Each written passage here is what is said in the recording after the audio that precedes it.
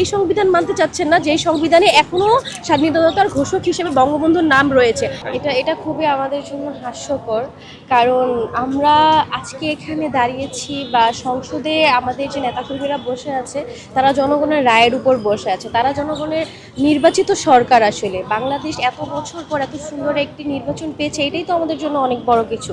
সেখানে জনগণের রায়কে বিএনপি কীভাবে অস্বীকার করে, আমাদের কাছে খুবই হাস্যকর ব্যাপার হচ্ছে। সালাউদ্দিন ভাইয়ের মতো মানুষজন, যেখানে উনি এই সংবিধানকেই নির্বাচনের আগ মুহূর্তে বলেছিল যে এই গণভোট হচ্ছে জনগণের রায়, পরবর্তী সংসদ এটা মানতে বাধ্য থাকবে, সেই জায়গায় উনি নিজেই এখন বলছে যে সংবিধান চলে, সংবিধান বা সংসদ কোনো আবেগ দিয়ে চলে না, এই আবেগের উপরই দাঁড়িয়ে আছে এই 25-এর যে নির্বাচনটা হয়েছে।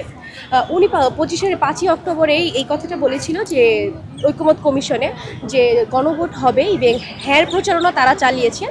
আমাদের প্রধানমন্ত্রী তারেক রহমান, যিনি কিনা বলেছিল যেইভাবে আপনারা ধানের শীষে ভোট দিবেন ঠিক একইভাবে আপনারা গণভোটে হ্যাঁ দেবেন। তো আমার কথা হচ্ছে, আপনারা 3 মাস সময় পেয়েছেন, 3 মাস সময় পাওয়ার পর নির্বাচনে আপনারা এখন সরকার গঠন হওয়ার পর এখন কেন বলছেন যে গণভোটের এটা আপনারা মানেন, ওইটা আপনারা মানেন না, এই আদেশ মানতে চাচ্ছেন, ওই আদেশ মানতে চাচ্ছেন না। আপনারা এই সংবিধান পরিবর্তন করতে চাচ্ছেন না, যেই সংবিধানকে বেগম খালেদা জিয়া ছুঁড়ে ফেলে দিতে চেয়েছিল।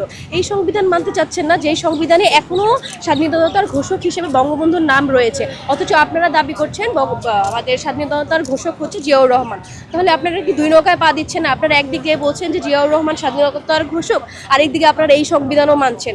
আসলে আমাদের এই জায়গায় এখন দাবি সরকার সুষ্ঠুভাবে এটা মেনে নিবে, বা আমাদের আর যেন, আমি আশা করব, বা আমাদের জনগণরা, সাধারণ মানুষজন আছে, কোনো ব্যানার থেকে দাঁড়ানো হয়নি, বাংলাদেশের মানুষ তাদের রায়কে প্রত্যাখ্যান করার ফলে এখানে দাঁড়িয়েছে। আমি আশা করব আমাদের সরকার এই ব্যাপারটা নিয়ে বিবেচনা করবে, ইভেন এই যে সংবিধান সংস্কার যে পরিষদটা এটা গঠন করবে, আর এটা গঠনের মাধ্যমে বিএনপির 2/3 থাকবে, এটা নিয়ে আমাদের কোনো সমস্যা নেই।